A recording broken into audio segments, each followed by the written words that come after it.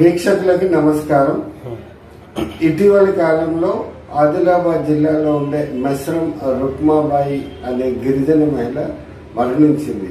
అయితే ఈ వార్తను కొన్ని పేపర్లు మొదటి పేజీలో ప్రముఖంగా, అంటే మరీ పెద్దది కాకుండా ప్రముఖంగా ప్రచురించాయి. కొన్ని పేపర్లు మాత్రం ఇది వార్త కాదు అనే పద్ధతిలో దాన్ని నెగ్లెక్ట్ చేస్తాయి. అయితే మన దేశంలో కానీ, రాష్ట్రాల్లో కానీ, తెలుగు ప్రాంతంలో కానీ ఎన్నో ఉద్యమాలు వచ్చాయి. ఈ ఆధునిక కాలంలో సామాజిక ఉద్యమాలు చాలా తక్కువగా వచ్చినాయి. మనం సారా ఉద్యమం 1984, 82, 85 ప్రాంతంలో జరిగిన సారా నిషేధ ఉద్యమం గురించి చెప్పుకున్నప్పుడు దూబగుంట రోసమ్మ గురించి చెప్తాం. నెల్లూరుకి చెందిన రోసమ్మ వల్లనే ఆ సారా నిషేధోద్యమం వచ్చిందని మనం చెప్పుకుంటాం. కానీ చంద్రబాబు నాయుడు ఈరోజు మహిళలకు సాధికారత కల్పిస్తూ మహిళలను చాలా ప్రగతి పదంలోకి తీసుకొచ్చిన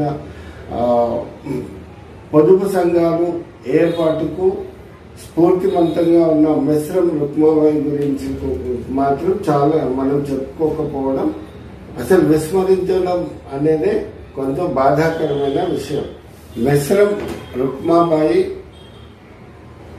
ఇంద్రవెల్లి మండలం వడ్గాం గ్రామానికి చెందిన ఈమె తమ గ్రామంలో అవ్వాల్ పేరిట కొంతమంది మహిళలను చేరదీసి సామూహిక పొదుపు పథకాన్ని ప్రారంభించారు. ఈ పథకాన్ని చూసి వాళ్ళ పక్క ఊరు మహిళలు కూడా స్ఫూర్తి పొంది వాళ్ళు కూడా ఈ అవ్వాల్ అనే కమిటీలను ఏర్పాటు చేసి సమిష్టి పొదుపును ప్రారంభించారు. మెస్రం రుక్మాబాయి ప్రారంభించిన ఈ అవ్వాల్ కార్యక్రమం గురించి తెలుసుకున్న నాటి ఆంధ్రప్రదేశ్ ముఖ్యమంత్రి చంద్రబాబు నాయుడు గారు 1995-96లో ఈ అవ్వాల్ కమిటీతో స్ఫూర్తి పొందే పొదుపు సంఘాలకు శ్రీకారం చుట్టారు. ఇప్పుడు ఆ పొదుపు సంఘాలు ఇంతింతై వట్టుడింతై అన్నట్టు నేడు ప్రభుత్వ పథకాలను అమలు చేసే స్థాయికి, ప్రభుత్వంలో ఒక భాగస్వాములుగా పనిచేసే స్థాయికి సాధికారత పొందాయి. ఆ స్థాయిలో విస్తరించాయి, ఆ స్థాయిలో ఎదిగాయి. దేశంలో ఇప్పుడు ఇది ఒక పెద్ద ఉద్యమంగా నడుస్తుంది.